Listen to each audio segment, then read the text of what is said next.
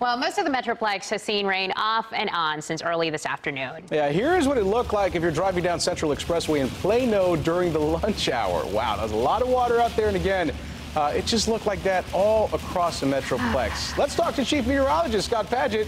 He's got to look at the forecast, and he is the bearer of bad news. It's unfortunate timing. Tomorrow we're going to have lots of sunshine back in the forecast for us, and even going towards the end of the week. So today's the day that Mother Nature is playing another trick on us. As you see the radar right now, you can see that we have that light to even moderate rain in parts of the Metroplex. Putting this in motion, you're going to be driving through some heavy rain at times. Our Mobile 11 unit is out again on the roadways right now, as you can see near Fort Worth.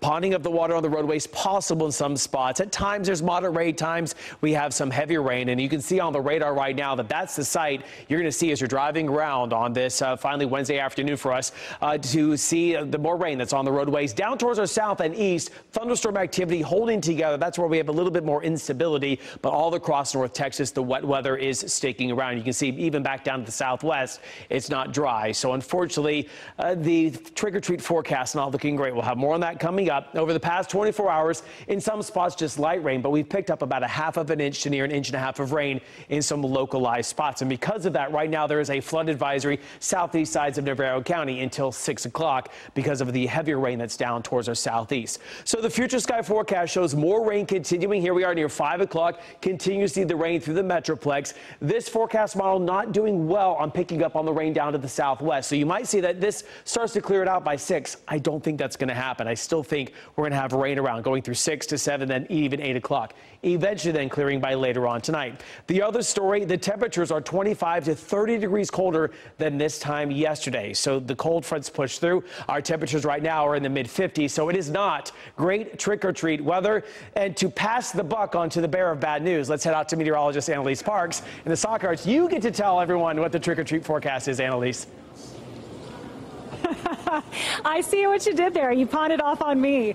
Okay, I'll give you that forecast in just a moment. I do want to tell you guys we are here at the Stockyard Station. And here's the good news. They've got it covered. They've got truly you covered too. So of course, if you've ever been out here, you know that you don't have to get wet if you want to do some trick-or-treating. All these storefronts and restaurants will be passing out candy from 5 to 7, and you can stay dry, and mom and dad, you can all come and have a nice time. Of course, there's several stores to choose from, so you can really fill up that candy bucket as you go on through the night, or that bag. Take a look at the forecast. Speaking of your trick-or-treat forecast, rain, like Scott said, it's going to be slow to taper off. We will see about a 70% chance of rain 6 o'clock. Things get better, but unfortunately it doesn't happen until pretty late. We'll go from about 50 to 40% chance of rain by 10. Temperatures, of course, are quite cool, near 50, and those winds out of the north are going to be gusty at times as well.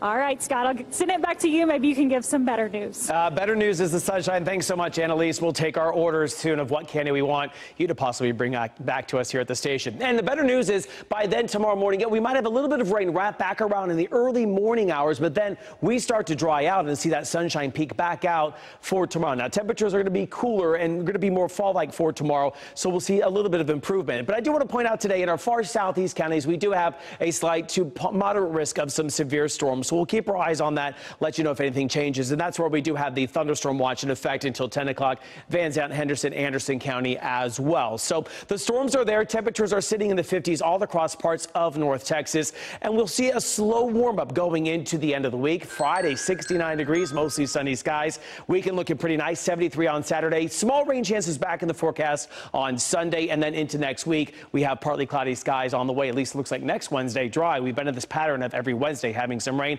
But Ken and Gilma, we get an hour of sleep on Saturday into Sunday. Okay, that's the kind of news we were looking forward to. Thank you, Scott. You've redeemed yourself.